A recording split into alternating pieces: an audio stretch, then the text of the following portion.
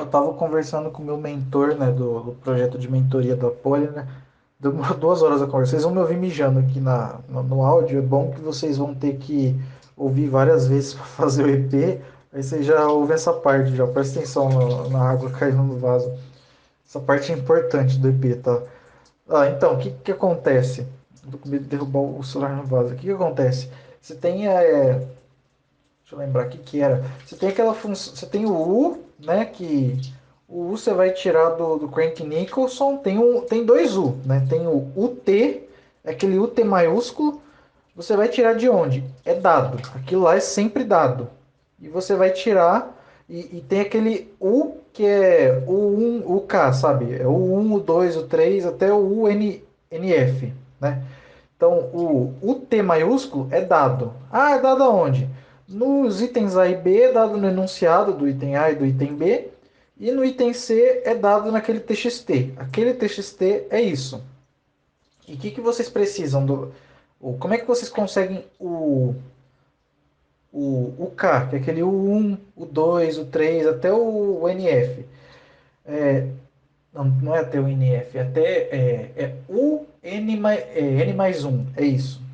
Até o N mais 1. Esses U vocês vão conseguir do Crank Nicholson.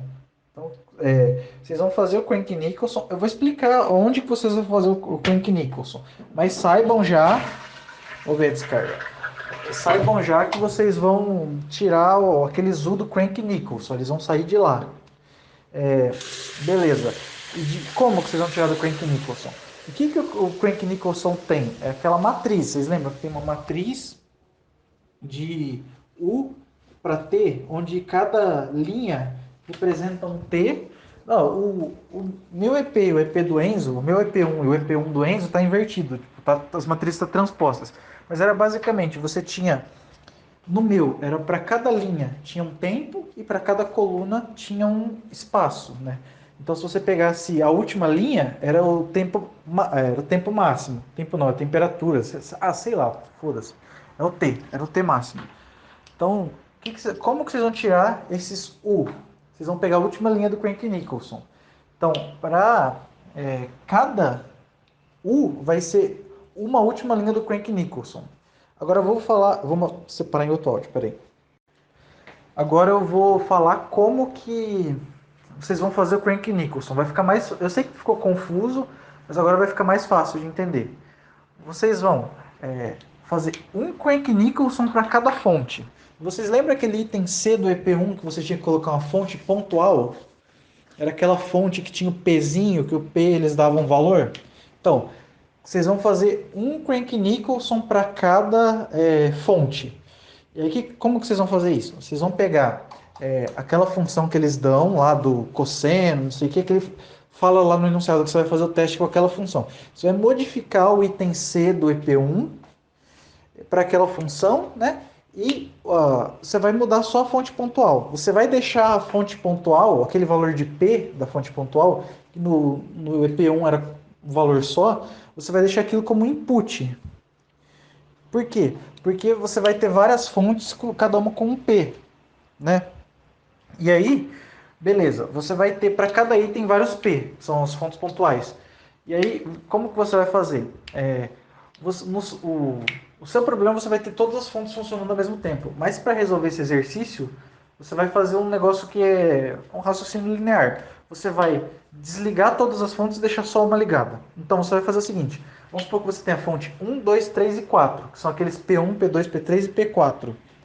Você vai pegar e fazer o Crank Nicholson com aquela fonte pontual só para o P1. Ou seja, você vai fazer igual o item C, não lembro se era o C, aquele item que você tinha a fonte pontual do EP1, você vai fazer só para a fonte pontual P1, e aí você vai pegar a última linha para t igual a 1, você vai pegar a última linha da matriz U lá do Crank Nicholson, e aquilo vai ser o seu 1. Depois você vai pegar a fonte pontual 2, usar ela como fonte pontual no Crank Nicholson, você vai pegar a última linha do Crank Nicholson e ela vai ser o seu 2. E assim por diante, você vai pegando, você vai pegar o P3, vamos fazer o PK, você vai pegar o PK, vai jogar ele no Crank Nicholson, vai fazer o Crank Nicholson só com a fonte PK. Você vai tirar a última linha do Crank Nicholson para t igual a 1 e aquilo vai ser o seu UK. Assim você consegue os UK. Aí você vai precisar fazer, beleza, você já conseguiu todos os UK. Você precisa dar um jeito de pegar aqueles pontos do arquivo, né, e fazer o UT, né? Aquela primeira linha do arquivo são as fontes, os fontes pontuais do, do item C. Se vocês lerem, vocês vão ver que é a fonte pontual. Então você precisa, eu vou mandar aí o Todd, vai. Pro item C, vocês vão ter que fazer um negócio diferente, né? Vocês vão ter que pegar, eu expliquei o raciocínio geral, mas eu vou abrir um parênteses aqui e falar só do item C. Vocês vão ter que fazer um código de Python que lê aquele arquivo de texto, ele vai pegar aquela primeira linha e armazenar numa uma lista. Vai ser uma lista de pontos. Lá naquela primeira linha tem o P1, P2, P3 até o P10. É o item C, são 10 fontes. E aí tem várias linhas, cada uma com um número embaixo. Essa primeira linha tem 10 números. Embaixo dela tem 2048 linhas, cada uma com um número. O que vocês vão fazer? Vocês vão pegar algumas linhas. Quantas linhas são? Depende do N. Você vai ler todas. Primeiro você lê todas, faz o programa que lê todas. E aí você vai guardar só algumas. Quantas você vai guardar? N. Se o seu N for 2048, beleza, você vai pegar as 2048. Se seu N for 1024, você vai pegar só metade. Mas não é a primeira metade nem a segunda metade. Você vai pegar pulando de 2 em 2, entendeu? Se for um quarto de 2048, 512, você vai pegar de 4 em 4, entendeu? Então você tem que fazer isso. Ah, dá trabalho. Foda-se, tem que fazer. Entendeu? Na verdade, é facinho de fazer. É só você modificar um parâmetro no for que você faz. Eu vou mandar meu IP, mas eu não vou explicar, tá? Eu já estou explicando no áudio. Então, eu vou mandar meu IP, vocês se virem. Vocês ouçam o áudio de novo, tal, porque eu tenho que estudar para hidroestática. Aí, beleza. Esse foi o item C. Aí, o que vocês precisam fazer depois? Vocês têm sabe aquela matriz cheia de produto linear? Vocês vão ter que fazer ela. Os produtos lineares é um somatório. Então, o que vocês vão fazer? No meu EP tá montadinho lá. Mano, não é. Ô, Lucas, se você copiar, é pra você, Lucas. Se você copiar o meu EP, eu vou te quebrar na porrada. Eu tô explicando como é que faz, mano. Usa o meu EP pra corrigir os erros, mas faz, mano. É facinho, mano. Eu juro que é fácil. Tipo, se juntar o tanto de tempo que eu trabalhei nesse EP, dá 2 horas, mano. É facinho. Depois que você entende, o difícil é entender. Eu sei que é difícil entender, mas tranquilo. O que vocês vão fazer agora? O cara, além de explicar, ainda é coach, mano. Vocês têm que me valorizar muito, mano. Então, o que vocês vão fazer agora? Tem o produto linear. Como que vocês vão fazer o produto linear? Se lembra aqueles UK? A gente vai falar da matriz grandona. Aqueles UK, você vai ter que fazer o produto de um com o outro. Então, você vai ter que fazer um for. É um for complicadinho, tá? Mas não tem segredo, é fácil também. Dá trabalho, mas é fácil. Você tem que pensar um pouco e aí vai sair em 3 linhas, em 4 linhas, vai, o for. Vai ter que fazer um for que vai pegar dois U's. Vai pegar o U1, vamos falar do U1, o 2.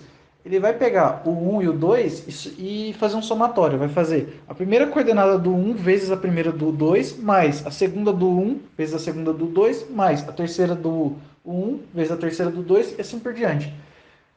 É assim que você faz, entendeu? E aí você vai armazenar isso na primeira linha da segunda coluna. Você vai fazendo isso. É literalmente um for, que se você olhar no meu for, eu juro que dá 4 linhas. Então, literalmente, não tem como você fazer isso em mais de 4 linhas. Se você fizer em mais de 4 linhas, está errado. Entendeu? Então, é exatamente assim que faz. Esse daí, se vocês quiserem, eu deixo vocês copiarem de mim, tá? Só muda nome, sei lá. Isso daí tá fácil. Beleza. E aí depois você vai ter que fazer uma matriz coluna, que é aquela da direita, né? Aquela que você vai fazer os produtos. Ouçam meus áudios olhando o enunciado do EP, tá? Vocês vão. Essa matriz coluna que eu estou falando é aquela que você tem os produtos escalares do T com o 1, o T com o 2, o T com o 3. Então, como é que você faz? Exatamente a mesma coisa. Só que você vai fixar o T, que é aqueles lá que você vai pegar do arquivo de texto, e aí você vai fazendo a primeira coordenada do T vezes a primeira do 1, e assim por diante. A segunda do T, a segunda do 1. Aí depois você vai fazer por 2. A primeira do T, ó, olha, eu fixei o T. A primeira do T, primeira do 2. A segunda do T, a terceira do 2, e assim por diante. E aí você vai conseguir aquela matriz coluna. E aí depois vocês têm que resolver o sistema. Essa parte é com o Enzo que eu encarreguei ele de fazer isso. Você vai pegar a primeira matriz grandona, vou chamar ela de M. Então, essa matriz de coluna que eu acabei, essa matriz que é uma coluna que eu acabei de explicar, vou chamar ela de R. Mx é igual a R. Você precisa achar o x, né? E não adianta usar a função pronta do Python, tem que usar aquela decomposição LTL que o Enzo deve estar fazendo, espero que ele esteja. Então você vai fazer essa decomposição e, sei lá, você acha o x e beleza. E aí, essa parte eu não fiz ainda, eu vou esperar o Enzo resolver o sistema, achar o x. Você vai ter que montar a sua, a sua função com essa matriz x, porque essa matriz x é uma matriz de coeficientes A, e cada coeficiente está multiplicando uma fonte, né? Cada coeficiente desses multiplica uma fonte. Você tem o A1 multiplicando a fonte 1, A2 multiplicando a fonte 2, você vai ter que reconstituir a função original e fazer o gráfico dela. Eu imagino que isso seja bem tranquilo, porque vai ser só você fazer mais um somatório. Então, creio que seja isso. Aí você vai fazer o Crank-Nickle e vai plotar o gráfico, entendeu? Então, creio que seja bem tranquilo. E, mano, vocês viram que tá bem mais fácil que o EP2, né? Vocês só precisam ter o método de Crank-Nicholson funcionando. E vocês têm. Crank-Nicholson vai ser uma ferramenta. Por isso que muita gente está comprando EP, porque não tem o Crank-Nicholson funcionando. Ah, não dá pra gente vender o EP porque a gente teria que fazer outro Crank-Nicholson, então não seria tão fácil assim. Porque imagina a gente usa o nosso Crank-Nicholson para fazer um outro EP. Ia dar para rastrear a gente facinho, né? Então nem pensei em vender esse EP, só se vocês tiverem muito tempo para fazer outro Crank Nicholson, que eu não recomendo, porque vocês lembram que deu aquele erro que a gente estava demorando para achar, né?